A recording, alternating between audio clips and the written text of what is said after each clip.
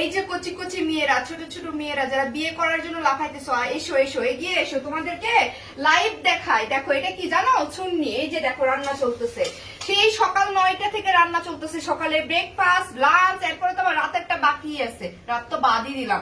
আগে দেখো সুন্নি, এগুলা চিন্তামি না, সুন্নি আবার কারে বলে। আর পেঁয়াজ, এগুলার গন্ধে মনে করো আমি যদি অন্য রুমে থাকি, ওই রুম থেকে চোখে পানি আসে। আর এখন এই পেঁয়াজ রসুন এগুলা এনে ঘুমাইতে হয়, রাতে ঘুমানোর সময় পেঁয়াজ রসুন পাশেই রাখি, কারণ সকালে উঠে তো কাটতে হবে, এগুলা নিয়ে তো আবার রান্না বান্না চড়াইতে হবে।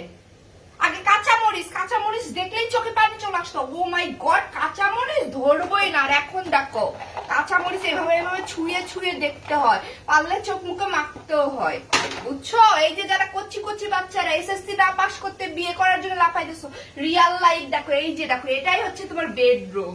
ঘুমাবাও এখানে, ঘুম থেকে উঠেও এখানে, ঘুমাতে যাওয়ার আগেও এখানে, বুঝছো? এগুলা দেখে শেখো, যারা এত লাফাইতেছো বিয়ে বিয়ে, এগুলা দেখে একটু শেখো ভাই। এরপরও যদি বিয়ে করতে ইচ্ছা করে করো, তারপরও করো। এই যে রান্না বান্না, এই যে দেখো, মানে কি রান্না করবো এটা ভাবতেই লাগে 3 দিন, বুঝছো? 3 দিন আগে থেকে প্রোগ্রাম করে রাখি, পরের দিন কি রান্না হবে।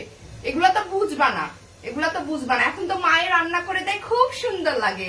পেঁয়াজের গন্ধ, মা তোমার গা থেকে পেঁয়াজের গন্ধ আসতেছে, একটু শাওয়ার দিয়ে এসো। মা তোমার হাতের রান্নাটা বাজে হয়েছে, খেতে ইচ্ছে করছে না, রেস্টুরেন্টে খাবো। বিয়ের পরে রেস্টুরেন্ট থাকবে না, নিজেকে রান্না করে রেস্টুরেন্টের মতো প্রেজেন্ট করতে হবে সবার কাছে। আর হাজবেন্ডের মন হাজার রান্না করলেও পাবা না, বুঝছো? এই যে দেখো সকাল থেকে চলতেছে শুধু আইটেম, তার তো পেটে একটা তরকারি দিয়ে ভাত যায় না। মাকে তো অর্ডার করো 3টা 4টা তরকারি রান্না করতে হবে, আর এখন নিজেকে রান্না করতে হচ্ছে 3টা 4টা, নিজেকে রান্না করতে হচ্ছে। এরপর তো সামনে রোজা আসতেছে। এসো এসো, আমি চাই তোমরা এখন বিয়ে করো। এই যে কচি কচি বাচ্চারা, আমি চাচ্ছি তোমরা বিয়ে করো, বুঝছো? বাদ দাও, এগুলা লাইফ অনেক সুন্দর, আমি এতক্ষণ বাড়িয়ে বানিয়ে বলেছি। তোমরা বিয়ে করো, সামনে সেহরি আসতেছে না? এই সেহরির সময় উঠে কি করো, মায়ের তো ডেকে ডেকে তুলে নিয়ে এসে মুখের উপর খাবার তুলে তুলে খাওয়ায়। আর এই সেহরির সময় না নিজেকে রান্না করে, তারপর হাজবেন্ডের পা ধরে টেনে টেনে উঠায়, হাতে করে খাবারটা তুলে তুলে হাজবেন্ডকে যখন খাওয়াতে হবে, তখন বুঝতে পারবা বিয়ের লাইফ কেমন।